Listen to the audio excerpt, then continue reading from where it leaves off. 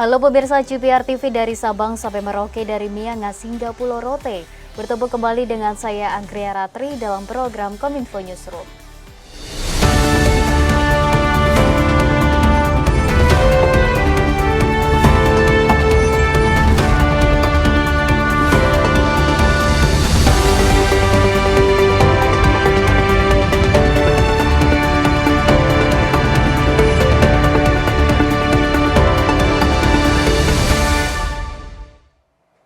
Kita ke informasi yang pertama pemirsa, Bazar Ramadan 2024 yang digelar Kementerian Koperasi dan UKM diikuti oleh berbagai pelaku UMKM dari seluruh Indonesia. Salah satunya yakni Dinas Koperasi dan UKM Kabupaten Parigi yang memamerkan durian montong sebagai produk unggulannya.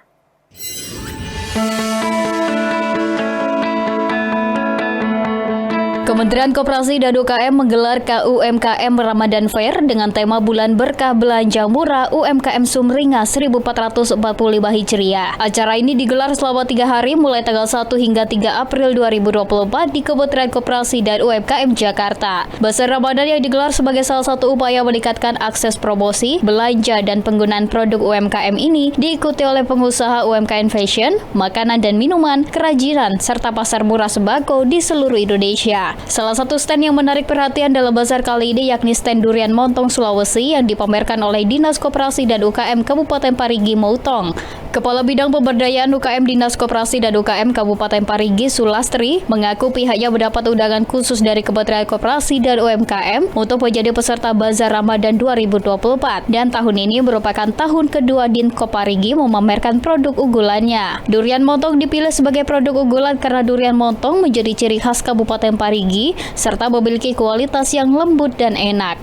Alhamdulillah ini tahun kedua kita diundang dari Kementerian Koperasi semenjak kita disematkan jadi Kabupaten Durian 2 tahun kedua kemarin sama tahun ini.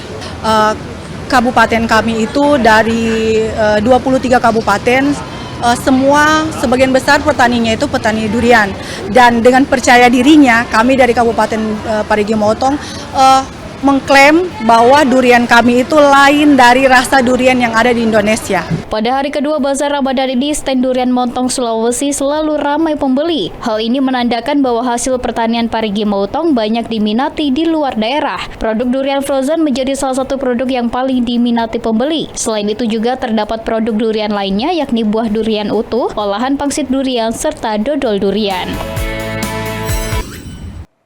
Dirjen Pembinaan Hubungan Industrial dan Jaminan Sosial Kemenaker Indah Anggoro Putri mengimbau kepada jajarannya untuk terus melakukan pengawasan terkait pelaksanaan pembayaran tunjangan Hari Raya Keagamaan di berbagai daerah.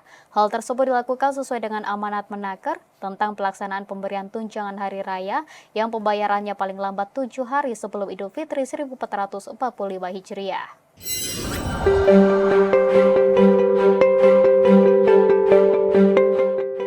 Kementerian Ketenagakerjaan terus melakukan pengawasan pelaksanaan pembayaran tunjangan Hari Raya Keagamaan di berbagai daerah dengan pembayarannya dilakukan paling lambat 7 hari sebelum Idul Fitri.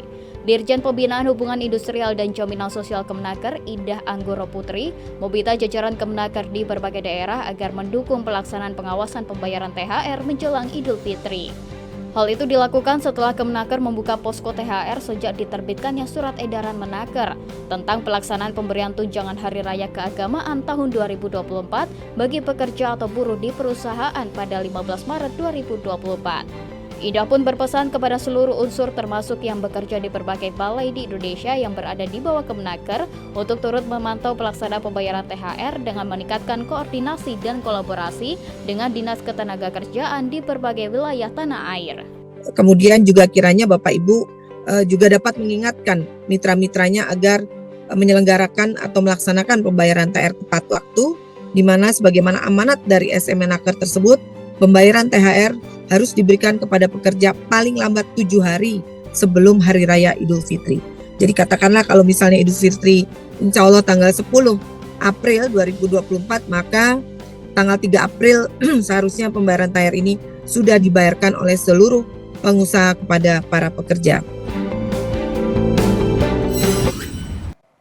Kita beralih ke informasi lainnya pemirsa, Kementerian Pariwisata dan Ekonomi Kreatif memproyeksikan terjadi perputaran ekonomi di sektor parekraf pada libur lebaran tahun ini mencapai angka sebesar 276,1 triliun rupiah.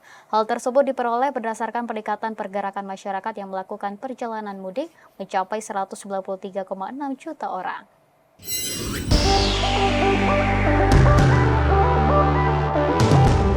Deputi Bidang Kajian Strategis Kementerian Pariwisata dan Ekonomi Kreatif Desi Ruhati memproyeksikan potensi perputaran ekonomi di sektor parekraf selama momen libur Lebaran 2024 mencapai angka sementara sebesar 276,1 triliun rupiah.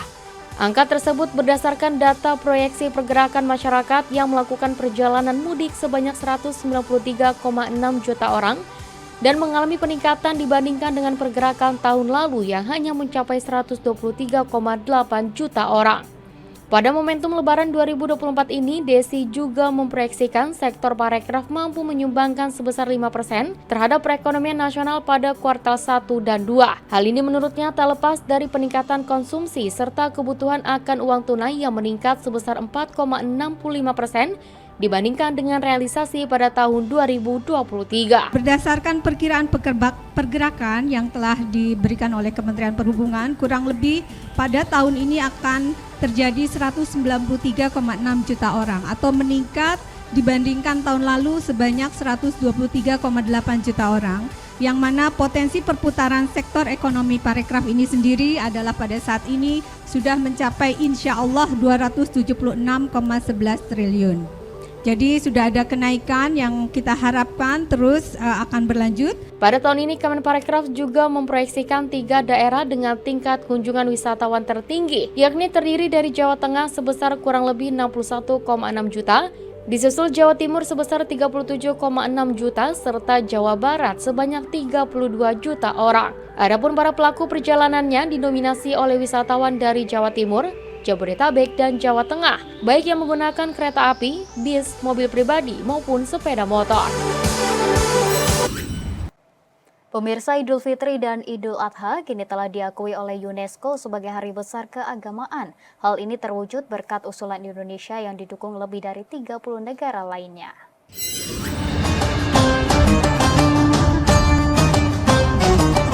Organisasi Pendidikan, Ilmu Pengetahuan dan Kebudayaan Perserikatan Bangsa-Bangsa resmi mengakui Idul Fitri dan Idul Adha sebagai hari besar keagamaan.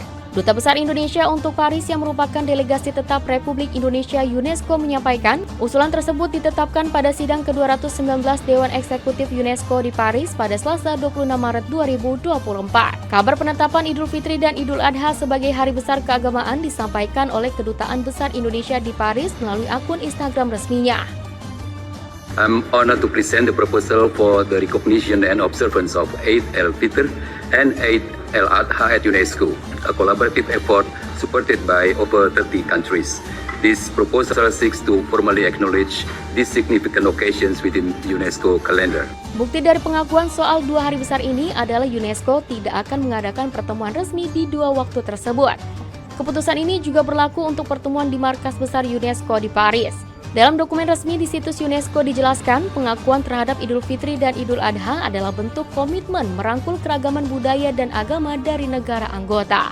And recognizing and observing Eid al-Fitr and Eid al-Adha at UNESCO underscores the organization's steadfast dedication to promoting intercultural dialogue and inclusivity, contributing to global harmony and unity. Pemirsa, kami akan kembali dengan informasi lainnya, tetaplah di Kominfo Newsroom.